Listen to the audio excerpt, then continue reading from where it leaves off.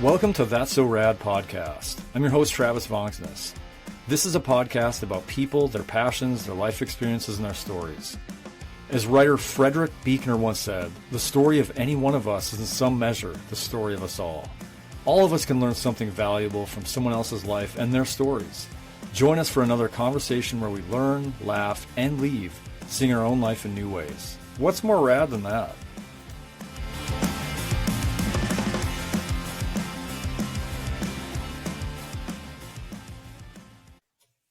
All right, welcome to the third edition of That's So Rad podcast. I'm your host, Travis, joined by my friend Damon Luke, and we're just going to unpack some cool things about his life and just memories and ways our lives converge and all the good stuff, fatherhood, everything else, facial hair, we'll hit it all, right? Yeah. Got to, that's right. So, Damon, before we kind of just get into more of a conversation between you and I that we're bringing the world into, just say something about yourself, your family, and what you do currently. All right. I'm a married dad of 3 girls.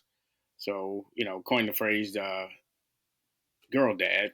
I live in Clinton, South Carolina on a 14-acre farm with right now no livestock, but originally from Bronx, New York. So a bit of a culture shock, but at the same time, I feel more at home here than I ever have. Wow, that's awesome. I can't wait to unpack more of that. That's a great line. So trying to think back as we kind of reminisce a little bit on our lives together. I think I met you around, I'm gonna say like 2015-ish or so. So I've known you for probably a decade. Yep. Yep. Right. That sounds right. Okay. Do you remember how we met actually? So ironically, our wives met first, and then they introduced us. So we kind of had a mandate between the two of us.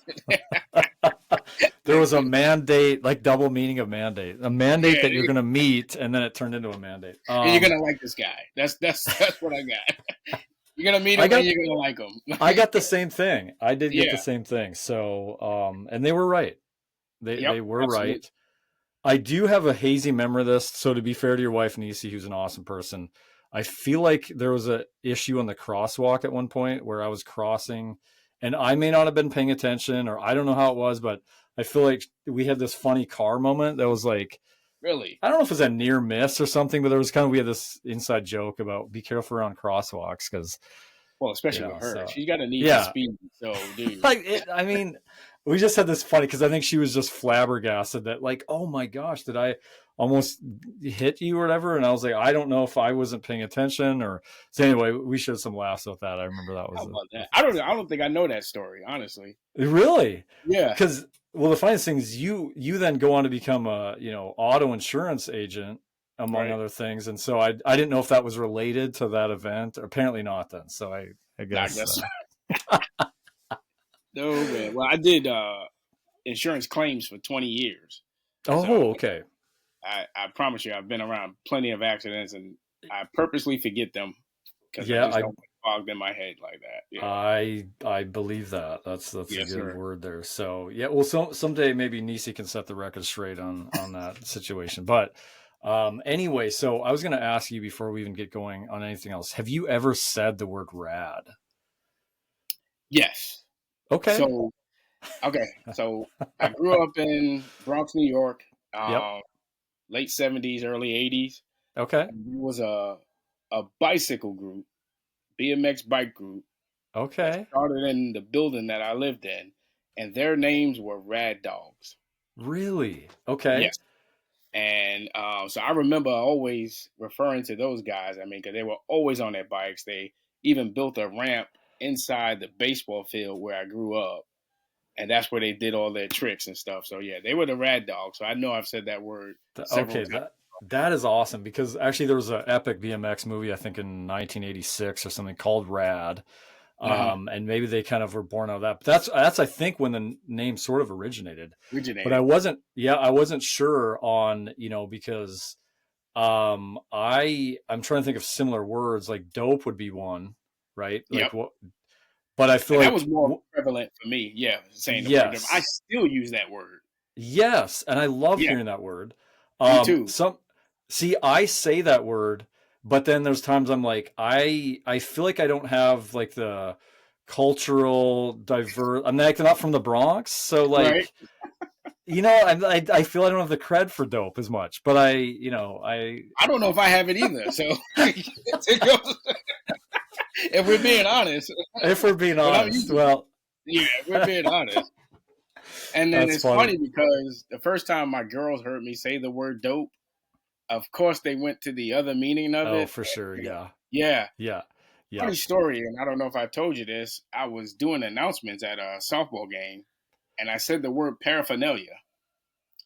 And people came up to me afterwards and said, "Dude, you can't use that word here. Like, people gonna be looking Okay, for other stuff."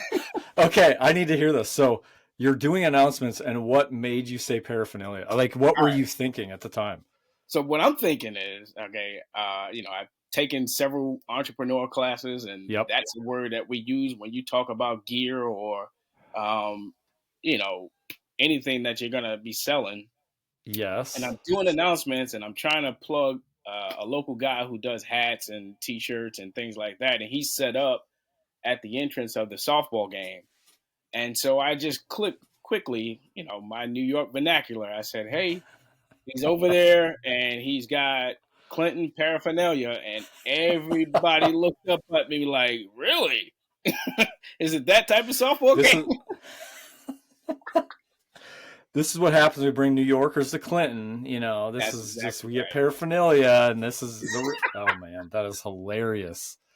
Yes, Gosh, what a sir. story! What an epic Yep. story. And, Go ahead. people still come up to me and use that, as a pun, as a joke. Just a quick reminder: you got any paraphernalia? No, I Got don't. it, paraphernalia. No, I don't. I got some gear. Not I got any some paraphernalia. no paraphernalia, nothing to see here. No, Okay. sir. No, sir. No, sir. No, sir. Okay. I'm square now. I I'm don't have. square. Oh man, let's just bring out all the '80s words. Yeah, Gosh, I man. love it, dude. That's a great story. So I think Was going pop? forward, I'm not going to use the word paraphernalia. I might not even use the word dope. I'll just say rad. It's just rad. Play it safe, because I mean, rad is actually reading. There's this cool website I found, and it was sort of again on the backstory of rad, and sort of becomes this BMX skater term, surf term from the Right. '80s, invented I think in California. Of course, all the awesome things like that are. And anyway, they said that it's interesting to see words that sort of kind of remain timelessly cool. Cool being one of the words, because it's Cool. like you go back and like say words from like and dope. I feel like is another one that sort of stayed with us. Absolutely. Um, but things like what are examples of like words that are just super lame now, or you don't even hear like let me think. Um, I know I always bring up my dad used to say, and this is real old, dude, but Yep. he used to say jive turkey. Like Jive turkey. that was a term when you're talking about somebody who not on the up and up, and Yep. yep. So That's oh man, the that needs to come back. I mean, yeah, we that need to needs just bring that back. we could do that. Next time you're announcing, just instead of paraphernalia, just say that, and let's just see where we can See go what with happens. I'm refer to one of the umpires. That was a jive turkey of a call there. that. So okay, so that got one word in my mind. Groovy is an example, and there's a bunch more like this. That's like Sure. a hippie kind of Yeah. meaning cool or whatever, long gone, never coming Yeah. back. But these words like cool, again, just timeless. And rad is another one that's sort of had this timeless cred to it. Sure. So Sure. it's interesting why words, that will stay with us versus ones that won't. And it's, I think it's so us, man. yeah. If we continue to use it. So Yep. if I hadn't just took a stance on dope just then, Yep. we probably could continue it. You know what I mean? It'll Yeah. just have its own power, going forward. In 2030, we still be using it. You know what I mean? Yeah. And I said For sure. 2030, like that's a far off. Oh, geez, It's not 5 even years from far now. off Yeah. anymore. Right. Exactly. Right. Gosh, how old are we getting? Yep. Well, Speaking of how old we're getting, we were talking facial hair before we hit Yeah. record here, and I'm just reminded as I look at the recording of me how old I'm getting just by my beard, Right. and all the gray white. So, you said you're trying to grow a beard now I'm trying to grow a beard for the first time. Like I've for never, the first time. yeah, I've never attempted. I've always kept either a low goatee or a clean face. Ye- Um, I never thought I could grow facial hair, so now it's just starting to come in. Man. Um, and I'm preparing myself kind of for my next birthday, which is in February of Okay. next year. Okay. And I want to see how much I can grow it. And if I can get a full look like yours, that would be awesome. I think you will. I mean, you have a great goatee there, and it's Yep. just I can see the depth, the Yep. thickness. Yeah. There's a It's lot real. of you. Yes. So the canvas is there Okay. that you're gonna have. I mean, you're just adding the paint, you're letting it come, Yeah. and it's just gonna be. It's gonna be amazing. We just need to Well, have you dude, back on. that's dope for you to say that about me. So Okay. I'm Well. Okay. There, we just made something that hits dope. So absolutely. that's I feel good about that already. Like if the podcast Yeah. doesn't even go any longer, we shared that moment. There you go. There So you go. I needed keep that keep, too. keep growing that. Well, awesome. We'll keep growing that thing out, dude. And it's just gonna get more dope. So let's just Yep. roll with it. But what I was gonna say though is why you may stray away from it as it comes in. I'm not sure what the look's gonna be. Is if it comes in grayer than what you currently have. Right. Some And I'm people are okay like, with okay, that's gotta go. Okay, well that's key if you're okay I'm with it. okay with. I'm embracing the gray. I've always looked real young for my age, Yep. so I'm actually looking forward to a wisdom look, so to speak. Ah, I like it. You know I what I like mean? it. So Yeah, for sure. my next birthday, I'll be 50. Okay. So I'm Very looking cool. forward to, and then I'm embracing it all the way. Man, dude, you look Physically, incredible you're 49 then. I'm You 49. look Yeah, great. I You look appreciate it, amazing. man. Yeah, I had Wow. to convince a guy the other day that I was 49. Like, Really? I could see that. he looked at, yeah, he looked at me and he was Uh, like, "There's no way." And I'm, no, there's a way. Yeah, yeah, I yeah. mean, no, dude, I was born in the red area, so that's great. Well, as we move along a little bit more here of just our lives intersecting, and then we're going to get into your yeah, life, is okay. So we're going to talk more about this later on in the podcast, but you have a, I guess it's a clothing brand, but it's more than that. It's yeah. sort of a life brand or whatever. I'm going to have you explain that more, but Do Damage is the name. That's Okay, correct. so yes. We Okay, both wearing so one of the shirts. Yeah. yes, so that's a fresh new design, So it's a or couple of years old. okay, Yeah. So we've okay, had it for a couple of years, and the logo your wife designed yep. for us, which is Oh, that's right. fantastic. And we stuck with it. Yeah, man. That is right. That is, gosh. I just want to keep That's how saying I know dope, everything, but dude. Yeah. Yeah. wow. We Okay, overlapping everywhere. we are. So I'm gonna pull up mine here. So you can see mine. Mine's says "Give it all you got." It's your logo, Do Damage, over a That's right. painting. And for those of you that don't know the story, I'm not going to go into it much here, but three of my brothers were in a rollover wreck in 2009 in Montana. One of them, Jeremy, suffered a traumatic brain injury that he to this day continues to have. Cannot speak, only can spell by Mm-hmm. shaking either his left foot or his left arm. And then we do the alphabet, and he spells us messages. He's, as Damon knows firsthand, he is the most inspiring person I know. But Absolutely. and yep, and has more joy than anyone I've ever met. And he's literally trapped in his body. He was a collegiate all American runner, and so sports and running were a huge part of his life. Damon, through our friendship and Nisi, got to meet and know Jeremy, become friends. Yep. And then after, I don't know when in the timeline of launching your business, but at some point then I had done this painting, I think. And you tell me what you remember. But basically, I think I gave you a painting, or did Yep. you come up with the idea of like, could Jeremy do a painting that I'll No, collab with? no, What you was the gave me story the there? painting. Oh, okay. you took the logo, put it on the canvas. He did the rest, and Okay. even had the phrase on there. If I'm not mistaken, he came Give up it all with you the phrase. got. Yeah, Yes. and Okay. you gifted me the canvas, and I said to Okay. myself, "That's got to be on a shirt." Wow. And we need to do this. And I called you, and I was like, "Dude, is it okay if we do this?" And you were like, "Oh, Yes. yeah, by all means, absolutely." Yes. Yep, Okay. That's the story. That's what it was. Okay. Um, yep, so the last part of it as well then. So yeah, Jeremy paints with his foot, paintbrush on the left foot that can move. He has very limited movement, but that's how he created this design. And then Give It All You Got was sort of a mantra that my dad, um, sort of and him really shared together, give it all you got. Just embrace everything you take on, which is so fitting to your do damage that's right. concept, which we're going to get into more. Yep.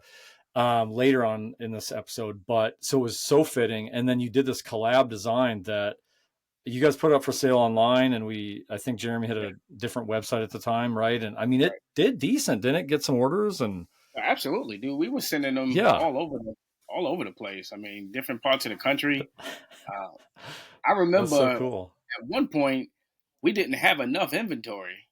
Uh, Really? yeah, you talk about supply and demand. There was, I don't remember who it was. I remember getting an email saying, we weren't doing Jeremy justice because we weren't getting the shirts out fast enough.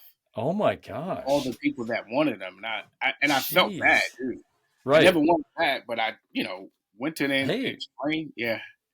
Um, wow, that's wild. I wonder if Jeremy had someone write that email. It was he actually might Jeremy that wrote that. right. I mean, my name is out there. Okay, you're giving Yeah. me a bad.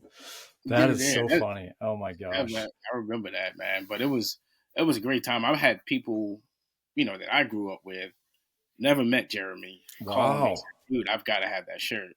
Wow. I need that. Yeah. So I That is mean, it so did really cool. well. It's a great That's campaign. cool. A great campaign. And I mean, I remember too, and I still do, with your things you post or, I guess seeing like what, some of your workouts and stuff. And I still see people wearing this shirt. Yeah, me too. And so, yeah. So Jeremy's website is called Okay. joyindespair.com. I'll have a link to that in the show notes, and we'll link to Do Damage as well. Final story along the lines of this with Jeremy was that we entered a 5K race together. You, That's right. me, Yeah. Jeremy, and the rest of my family. Yeah. This was like, say, 6 years ago. It's quite a while back. It was a while back. Um, Yeah. yep. Okay. And we got to unpack this memory. So, we're all geared up in this Do Damage collab shirt. Yes, sir. Yep. And it was the first race that I feel like me and all my siblings ever ran with Jeremy since the accident. There might have been one other one they did early on, but this Right. time we had a racing chair for Jeremy. We had ordered. Do you remember That thing that? was super. Yeah. Let's just Yeah. say dope. I mean, it was super Yeah. dope. It was dope. Super rad, actually. You okay, if you start a podcast, maybe yours can be something with dope, and I don't know. But the so anyway, we debuted this chair, right? And I remember driving with you on the way to the race. Do That's you right. remember this I conversation? remember that. Yeah. Okay. And I remember telling you, hey, we're gonna take it easy and just have fun, and like let's all just right. Do you remember that?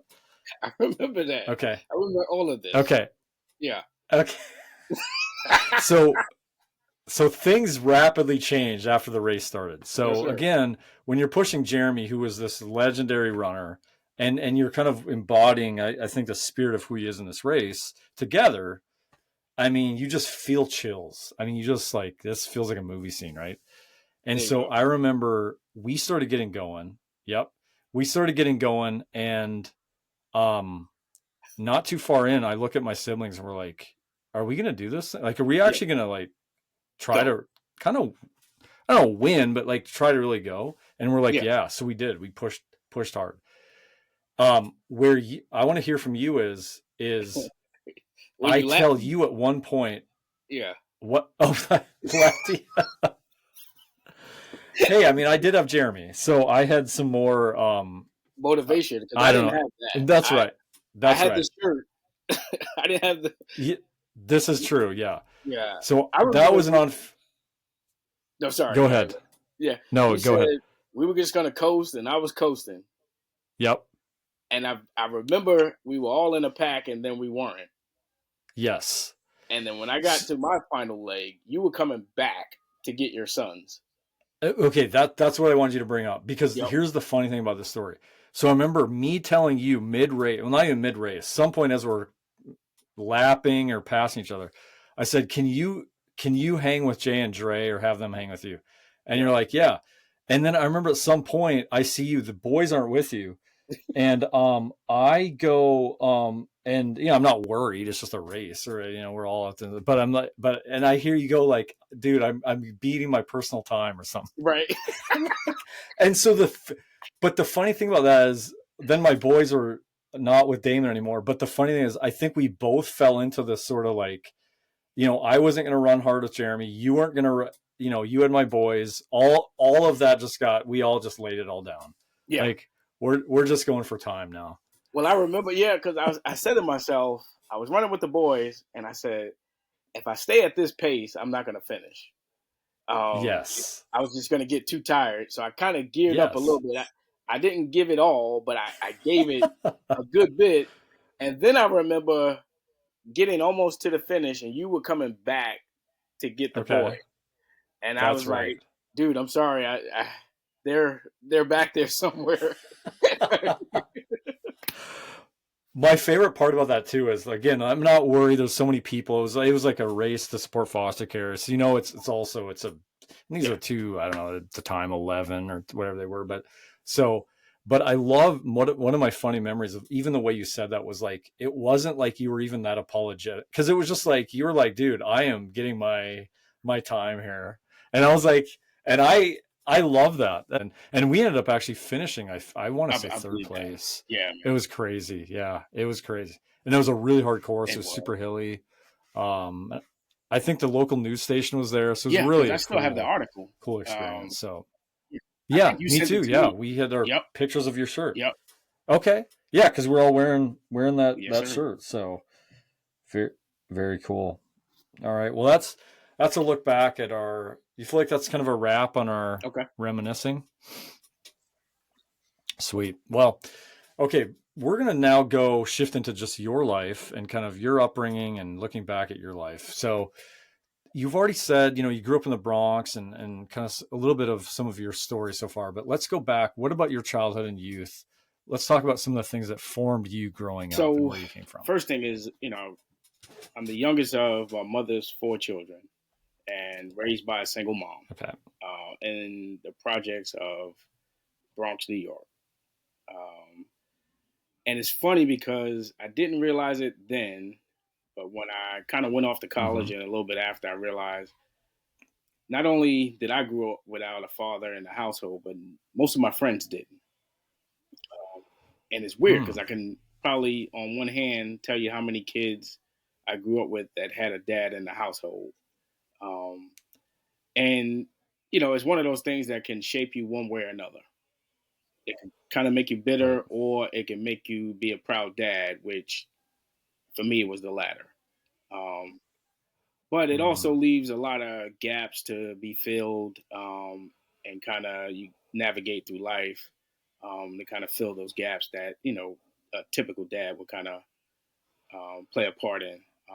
Don't get me wrong, my mom was fantastic, and every Sunday I talk to her on my way to church, and I remind her how good of a childhood I had, despite anything that was not there. But I want to paint a picture. My mom is actually maybe 4'11", but I was very much fearful of her growing up. Yeah. Yeah. So because she had to be mom and dad and sort of just now she was as supportive as she was firm. So anything that I did, she was there. She was my number one cheerleader. But anything I did wrong, she was there to chastise as well. And that's pretty much my childhood. Now I was, late 70s, early 80s. You picture New York City, that's right in the heart of the crack epidemic. And all of that Okay. is very much in the backdrop of me growing up. You know what I mean? So it's Gotcha. in my face, but Hmm. my mom made it so that it wasn't a part of my life. Yeah. Wow. So in part of that with your journey, missing Hmm. your dad, were you able to, or was she able to, through I don't know, church or just different like things, have other like men mentors, or like was that part of Not your even life? close Not to. even No. men really in So any way. um, we were the Easter Sunday church people. That's the only time we went to church, Easter Sunday. Yep. Um, Gotcha. she had it in her mind that she was forced to go to church growing up. She wasn't going to force us, except for Easter Sure. Sunday. She was absolutely opposed to anybody trying to fill a gap in our lives. And I remember in Okay. high school, I had signed up for a mentor program.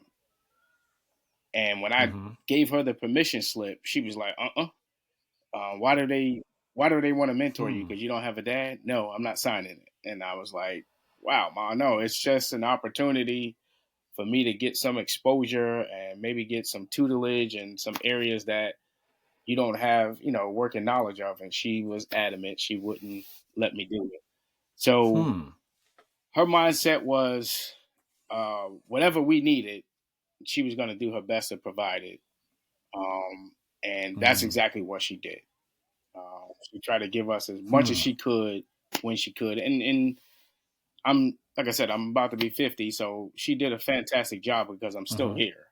And I've got a lot of people that I Sure. grew up with Yeah. that are not still here. So my mom did a fantastic Yeah. job. Yeah. No, And it's I say I'm the youngest of four, but to paint an even broader picture, um, I'm the youngest of four, but I've got one sister and two brothers that my mom raised.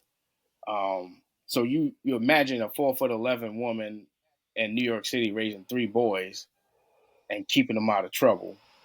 Uh, and she wow. was determined to do that. And she, every day you knew that that's what she was doing. Yeah. Showing up for you, Oh, really she giving it had all she had for absolutely. sure. Because was she working then multiple So jobs and like all of she that as worked one well? job, and now my mom only had she didn't have a high school education. She dropped out of high school. Um, but she did Hmm. personal health care, like inside people's homes. Okay. But I Sure. remember Yeah. Oh a my time where gosh. she Yeah. worked 12-hour shifts, sometimes 7 days a week. Hmm. Um, there was a time in my Wow. life where I remember seeing my mom hours during the week, like in pockets. Hmm. Um, but it instilled in me hard work. So ultimately, with my mom, and I remember, she didn't have a high school education. I think she got to maybe the 10th grade, and then she had my sister. Um, but for her, she just always worked. And I remember it was times where she worked 12-hour days, sometimes 7 days a week, and there were pockets where I would see her for maybe hours out of the week. Hmm. Um, but it taught me what hard work looks like firsthand. Hmm. Um, and it that instilled in me that that's what you do. You work that hard for everything, and that's part of what the brand is about giving it all you got. So for Wow. her, being as small as she is, she made sure we were taken care of, going on the right path. But she also worked hard to make sure we had a roof over our head and that we were safe in everything that we did. And she had to make the tough decisions to get us to where we are now. Wow. That's amazing. And even I guess there is something really significant even about like we keep saying her height, but just her Yeah, size that's to right. also, yeah, Yeah. it's relevant. And then for her, like I said, I try to call her every Sunday on my way to church, and we just have regular conversations. And it amazes me now because as an adult, I realize, we didn't have a bunch of conversations growing up. Mm, Um, there wasn't any place for it.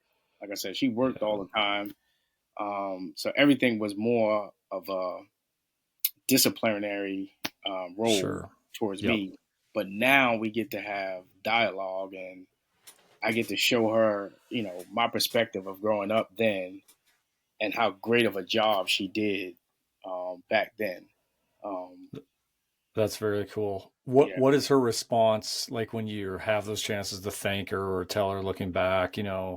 So Does she kind of own any of that, like, or she's sort in of? disbelief. Yep. Um, there's some tears oftentimes, Mm-hmm. Yeah. and she's very appreciative of me even saying it. And I really have to dive in on it and Yep. convince her that she Yep. did a great job. Wow. Um, Now, granted, there were four of us that she raised, so she's getting four different points of view. Um, Sure. but from me, I'm telling her, Mom, you did a fantastic job. With the No, that's resources that you had and yeah. the knowledge that you had, you did a fantastic job. Mm, Just to give you an example, when I applied to college, and then that first semester I decided I wasn't ready to go, mm-hmm. she cried. She cried hard because she knew that's what she wanted for me. Mm, And then in turn, I ended up going, the following semester. Um, and she cried every time I went. Man, mm. she cried every time I came home. Um, but that's the type of mom I had, that she loved and cared that much about every little aspect of our lives. And still to this day, she's the same way. I love that. And is Yeah. she still back in New York, or where? Yeah. She's still in the Okay, Bronx. the Bronx. Um, So I'm same still house trying you to grew up, or same? No, no, no, no. Okay. She's not in the projects anymore. She lives in Yep. sort of a condominium up there, Okay. not too far from where we grew up. So it's still walking distance, but in the general area. Uh, Sure. yeah, and she's still working, which is Wow. amazing. Yeah. Still going strong. Yep. I love that. Yeah. Well, man, thanks for, yeah, just sharing some of your own story, growing up and some hard stuff, but being supported by a mom who, like, to Yeah. your point, do the best she knew how. And it sounds like in many ways did an awesome job. Yeah. Um, Absolutely. yeah. Well, I know that, you've alluded to this already some, but like sports were a huge formative thing for you also growing up. And I'm Absolutely. sure, yep, became a harbor, if you will, at times of, a safe place to be, a good place to be. So talk about like how you were kind of shaped by sports. So my earliest memory of sports, I want to say I was 5 Hmm. when I had to learn how to play baseball. And I say it that way. I had to learn how to play baseball. And here's the story. So I'm 5, my brother's 6, and my sister, a couple of years older than us, she's taking us outside just to play. Well, as soon as we get outside, my brother had a group of friends that they knew how good he was, and they wanted him to play baseball.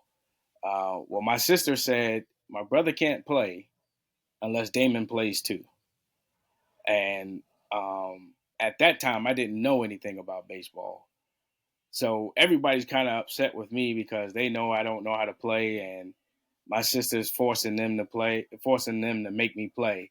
Well, I had to learn how to play baseball that one day real fast.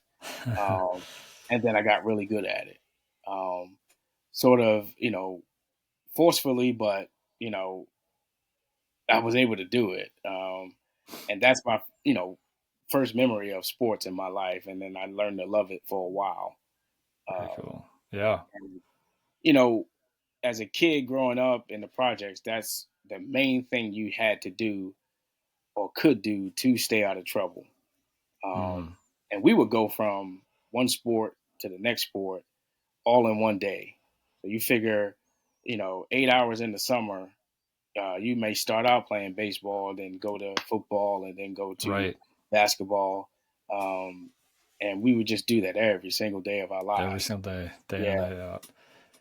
And it's a bravado thing. And I don't Yeah.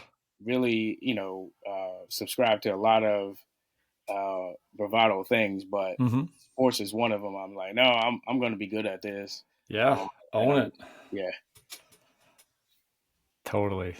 So you told me one time, like you actually, and maybe this wasn't through high school, you literally tried out for every single team Yeah. and then didn't So in stay high with school, I any? did. Yeah. Um, so junior high school, I didn't try out for anything. I played um, baseball up until maybe about 1987, and I remember that because that's the first time I started watching basketball.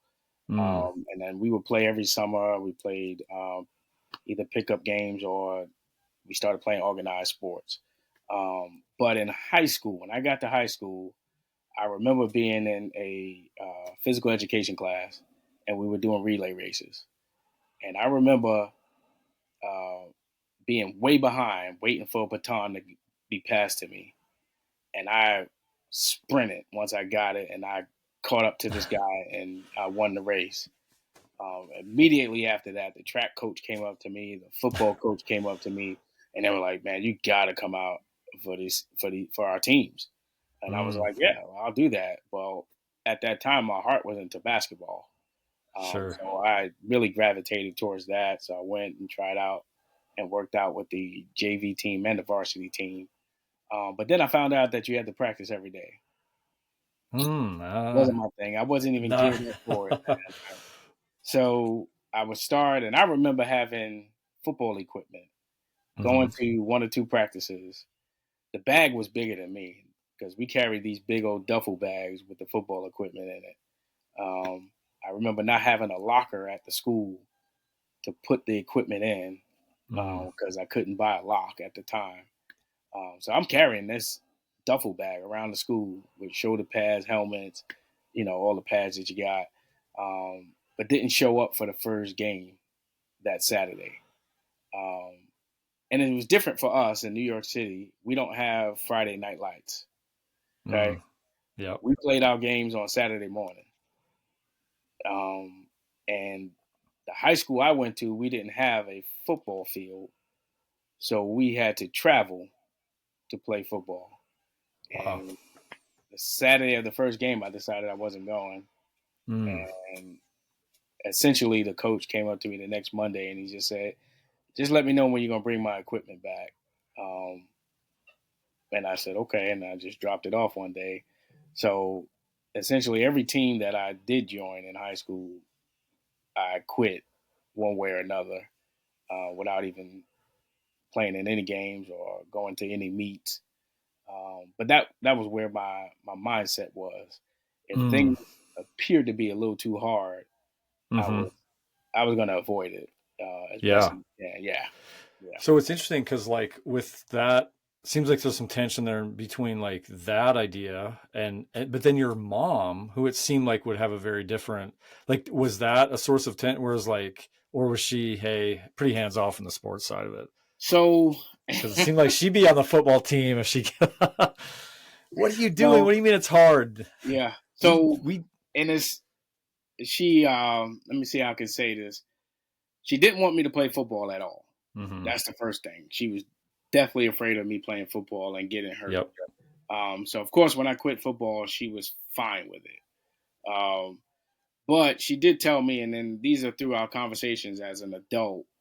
She's telling me she had to pick and choose her battles with me because she Mm, knew I was prone to start something and wouldn't finish it. yeah. Yeah. She reminded me of she paid for me to go to a sleepaway camp. And the morning that we're supposed to board the bus, I tell her I didn't want to go. I'm out. Yeah. And she knew. And she said, so there were moments, plenty of moments like that in my life where I would just back off. I think there was a time when we joined the Boy Scouts. I did the same thing. Hmm. Um, and she just knew with me, I was the sensitive kid or the sensitive child Yep. of hers. And she knew once I kind of adamantly got to a point, she Yep. wasn't going to push me past that. Sure. Yeah. So do you think, looking back, like, was it in those situations, was it more of like the newness had worn off that was, or was it more of like, I'm not good at this, so or I'm not as good as I thought I might be? Was it more, So what for do you think some me, of that? if I'm being honest, any sport that I played, I was good at it. And Okay. that's not to be braggadocious. Yeah. I've been gifted with an athletic ability. Yep. Um, for me, it was the hard work. Okay. So I loved competing. I loved uh, athletics. I Yep. loved going out there to play. I loved the sweat, all of that stuff.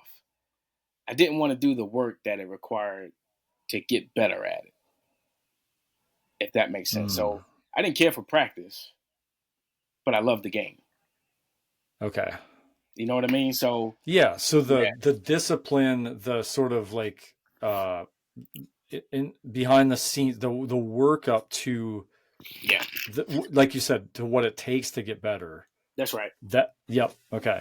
Yep. Which is extremely fascinating to me in light of what I know I see you now with Do Damage, and then with you're like I'm getting inspired watching you post sort of it feels like to me every day of Right. a workout video with doing the very thing now. It feels like, right? Isn't that not what the work, To do damage is, yeah. the Do Damage? And So is that's that a reaction to exactly. okay. So it's Hmm. almost as a result of, ah man, I've quit everything in my life and I know there's no reward there. Yes. So now, for two reasons, for myself and for the girls that I'm raising, I've got to Yeah. show that Yeah. the preparation is just as important as the competition. Very Um, cool. and Wow. nothing in this life is really going to come easy. And if it Right. does, then be careful of it. But the things that Yeah. you work hard for have its own reward. Um, Yeah. so Dude, that's yeah, my oldest daughter, her and I go back and forth because she's got the most of me, I think, yeah. personality wise. Mm-hmm. And she's gifted athletically, Yep. but she also doesn't want to do the hard work. Yeah. Yeah, unless it's by her design. Sure. That's different. Yeah, Yeah.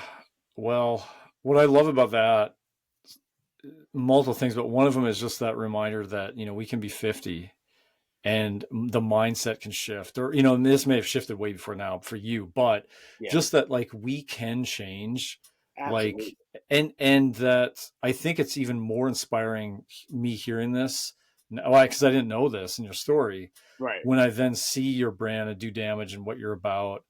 And it's sort of, yeah, this reaction of what you, that mindset used to not be there. And That's now right. you've learned what it actually takes is all these days that no one may see, or that you're doing all this hard stuff in the background, That's it. that you're getting there. And that matters as much as it does, if not more than when the lights come on in the field, There you because, go. yep. That's it. And so, coupled with that, so I can quickly tell you, my mom worked super hard, right, to provide for us, and I know what Yep. hard work looks like. But you almost, as a kid, take it for granted because that's what Yeah. she's always done. Sure. But then, as an adult, when you get to having your own children, you realize, no, no, no, no, it does take hard work every step of the way, no matter what you're doing. And Mm. honestly, the brand was born on that premise. So I turned 40 and I said to myself, I've got to do more than just show up. Right. I've got to give it everything I've got, Right. like what the shirt says, and I've Yeah. got to do damage. I can't just do. I've got to go beyond do and do damage. Mm. And that's how that was born, and it was motivation for myself, but at the same time, hopefully, motivation and inspiration for somebody else. Yeah. Because I spent a life of just doing. Yeah. Yeah, Yeah. So now it's up the notch to doing damage, in a positive. It's like in a positive way. another. Yes. Yeah. Yeah. Yeah. Yeah, You no. probably have had some explaining on that one sometimes, but Yeah, yeah, I think actually good sort of things that are, thought provoking, or, whether it's a title or a slogan, or then that makes people ask questions. What does that mean? I'm sure you've what does it gotten mean? that on that. Yeah. What Oh does do yeah, damage mean? Yeah. yeah. So you have to have And that answer ready. so originally, my nephew, I don't know if you remember this story. My nephew was a star athlete at Clinton High School playing baseball. Okay. Mm-hmm. And he went down to Atlanta and he was doing a workout for the Atlanta Braves. He was a real high prospect at the time. Mm-hmm. I think this was his sophomore year, and he blew out his knee running to first base. And he called me immediately, and he said, "Man, my career is over." And I said, "Dude, you don't know that. Like, you're still young. You haven't even gone to see a doctor to figure out what you did to your knee." Um, so through conversation, and I remember him rehabbing, and he did it super fast. But he came back. He missed his entire junior year. Came back his senior year. But when he got on the field, he didn't have that confident look in his eye. Mm. And Yeah. I remember telling him, "Man, you did all the work to get back here. Now just go out there and do damage." And Mm. as I said it to him, it spoke to me. Huh. And as I'm preaching it to him, I'm teaching myself that I need to do damage in everything that I do. You know what I Mm. mean? And my Yeah. girls were young then, but hey, my life was just okay. And I was kind of still coasting, but I needed to Yep. do more than what I was doing. Mm. Man. Yeah. Yeah, that can be applied to everything, and that's really good. Wow. So I do remember, now you say that, I do remember that story, Yeah. and I'd forgotten that that was the genesis of the whole thing. Was just It, as those words to motivate him come out of your mouth. Like, yeah. I love how you just said it. It hits you in a way of like, yes, this is That's it. right. That's it. That's That's right. it. That's it. Because I remember my pastor, and he's deceased now. He would say, "Sometimes you live and then you teach what you learn. And Mm. sometimes you learn, or sometimes you teach and then you go through what you just finished teaching." You're And right. that was that Yeah. moment for me, was Yeah. I'm trying to teach him something, and then it hit me like, no, you got to do it too. You got to live that. Right. For Yeah, sure. yeah. Otherwise, it's just words. Yeah. No, I love. Yeah, absolutely. It's the credibility born in that, and that, you're going to kind of sort of have to continue to live it out as well. Yeah, every day, Yeah, every day. Yeah. every day. So yeah, it sounds like, this mantra, this vision for this business that became merch and apparel around this idea of do damage in life, and kind of just tackling, give you everything you got. I love it so much. And, but it sounds like you've kind of veered back, to some different things with it. Where's do damage currently as kind of what you're pouring into? So right now, we basically kind of backed off of so much merchandise, and kind of flooding people with that, because we didn't want the kind of stigma of being a clothing brand. We wanted to Mm-hmm. be a motivational Mm-hmm. way of life more than that. Now we still make merchandise, we still reintroduce it every now and again, but more so we're into coaching. So we still have our workout class where we're still motivating people. But recently, as of last year, we started a hitting facility for baseball and softball training. So we have some coaches that come in and do some work with us. We do some camps for the youth in the area, and then I do some training at the same time. It's still part of Do Damage. It's called the Do Damage Den. It's here in Clinton, South Mm. Carolina, Cool. um, and we're open every day, but it's really by appointment and appointment only. Um, but it's going really good. Awesome. We've got a lot of kids that come through, and it's still an opportunity to pour into that brand and that idea of giving it all you got. Love it. Yeah, That's very cool. And then, so you're kind of personally working with kids on hitting technique and kind of all the yeah, different things you do around. yeah. Very I'm cool. doing mostly softball, since that's where most Okay. of my training is, and then Saturday mornings we'll kind of just do batting practice for the boys, and Okay. then we've got more coaches that'll come in. So back to my nephew, who kind of was the inspiration behind Do Damage. He comes in and he does a bunch of training with Oh, kids, nice. and he's got a huge platform that he's doing surrounding baseball and Love softball. it. Yeah, I so love come it. full circle. Yeah. Yeah, Very cool. Well, as we kind of bring this episode conversation into the final home stretch here, going to actually go back to something you kind of kicked the podcast off with. And that was as you talked about, your journey from, the Bronx to then, which I didn't know this until we had talked recently, but Yeah. that you then went to Atlanta, Yeah. another major metro area Yep. city, and then met your wife. Yep. And then you then later end up back, here in Clinton, a small town in South Carolina. You're actually outside of town. That's right. So you're in the country. There's a great line. I can't remember who said this, but they said, always try to keep a patch of sky above your life. How about that?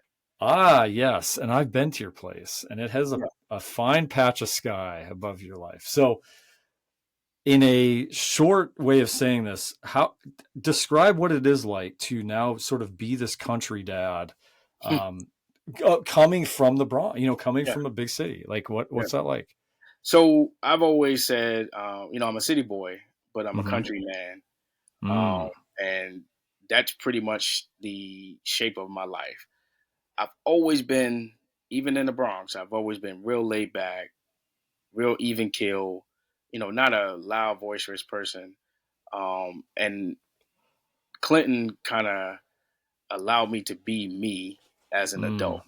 Um, yeah, and like I found my home, if, not to say that New York wasn't when I was there, but as an adult, I found my home here in Clinton, like exactly where I need to be. very cool. Um, I joke with myself, I'll go to the Y every now and again just to see how many people I know, and how many people know me. And I'll count, you know, Yeah, yeah, yeah, I've made this my home and I've kind of made a mark, here, with people. Um, sure. and I just love it. My family doesn't get it, so to speak, because they're still New Yorkers. Um, Yeah, Half of them like to visit, but the other half is like, man, it's too quiet. And I'm like, sure. there's no such thing as too quiet the way I see it. And Yeah, especially as I get older, what yes, I for sure. I 100%. Yep. mean? Yep. Yeah. I mean, I'm with you. So I'm kind of the opposite of where, I did grow up in Right. North Dakota where it was, I mean, my gosh, it was like about as rural and isolated as you could come from. And I hated, at the time, hate's a strong word. I didn't love all the farm work, sitting in a Sure. tractor for hours a day. It's funny now, I'm nearing 50 as well. And, many days, that's all I can think about is if I were just sitting on a tractor out, That's right. just pulling something out in the country, Yeah. just peace. That's So there it. is something, isn't there, to that where we Absolutely. want to, I think it yeah, brings you back to your essence, like whoever you yeah, are. You know what I mean? yeah, It brings that out. yeah. Um, because, I met my wife in Atlanta, but I had to convince her to move back here. Mm, Um, as soon as she brought me here to visit, I fell in love with the place. So, funny story: when my wife and I were dating, and just having a conversation, she asked me, "What's my ideal place to live?" And I told her, I said, "I would love to be in a place where just some land, maybe a body of water, mm. um, some animals, running around." And she laughed, and I had no clue as to why she was laughing. And then she brought me to Clinton, knowing her dad had already owned exactly what I was describing. Wow. Um, and I thought she was laughing because I'm a city boy describing some, country place. But no, she was laughing because that's where she grew up and that's where she was from. And ultimately, she wanted to come back here. But at that time, I had to convince her to move back. Wow. Um, so, That's a great story. dude, when I think about, how our lives, kind of met and converged, and we're actually almost exactly 9 months apart, Mm, birth wise. And, I talk about it and I say, well, I really feel like God made me. And then 9 months later, he made her just for me. Um, mm. and it's just been that because when I say we were dating, we only dated for about 4 months before we were engaged. Okay. Um, and then life has been a whirlwind, like the best Yeah. whirlwind you could think of, That's um, awesome. between dating and being married. And so be 19 years come September. Wow. That's Yeah. awesome. Yeah. Man, I love how you honored her in that and what you said. I mean, you're a couple that, we haven't seen you guys for a while, but just I know when we've hung out and then just, when I see pictures of you guys on social media and stuff like that, I mean, you clearly love her. Yeah, You love each other. I mean, you date each other. Just it's like, I love that, man. me too, man. She changed my life, if I Mm, can say that, because before I met her, one, I didn't have a relationship with Christ. yep. Um, and not only did she introduce it, she showed me Christ. Wow. And I tell people that all the time. She took a stand not to date me or not to continue to date me unless I had a relationship with Christ. Mm, And apparently, that's exactly what I needed to even mm, just try him. And then once I tried him, there was no turning back. um, And we could talk about all the aspects of my life, but that's the biggest, you know, mm, um, aspect and the best decision I made. And then marrying my wife, obviously, um, and then which led me to, three girls that I have that God has blessed me with. Um, wow. and every day of my life, that's it's filled with that every day. Mm, Yeah, yeah. Wow. Man, I don't know. I can't say much better than that. I mean, you just said that, how, yeah, it's like your love for your wife, it sounds like she kind of was like, hey, if you're going to be with me, part of the deal is, yeah, you need to know Jesus. And it sounded that's like right. you're like, well, okay, I want you. So Yeah, let's meet this guy. And like you said, you did. And then your entire world changed. And absolutely. that's, you met the greatest gift you ever could have had. That's right. And That's right. And that's it's just incredible. gotten And better since. And wow. as I remember her telling me that, I was in Florida working catastrophe claims after uh, Mm, one of the big storms, and we were on the phone, and hmm. I think we were talking about Christmas, Okay. and I was explaining to her, I feel, like a hypocrite, celebrating Christmas and not having a relationship, and she was taken aback. She was like, "Well, where I'm at in my life right now, I can't be with someone who Mm, doesn't sure. know and have a relationship with God." And I was like, I've been trying for years to no avail, and we broke up that night. Okay. And I remember crying that night. But then she called me the next morning, and we talked. And by the time I got back to town, I said, I want to go to church with you, and I want to see, what I'm missing. Mm, And sure enough, my heart, my mind, my whole soul was opened up. Because remember, I told you early on, my mom didn't send us to church. She didn't take us to yep. church.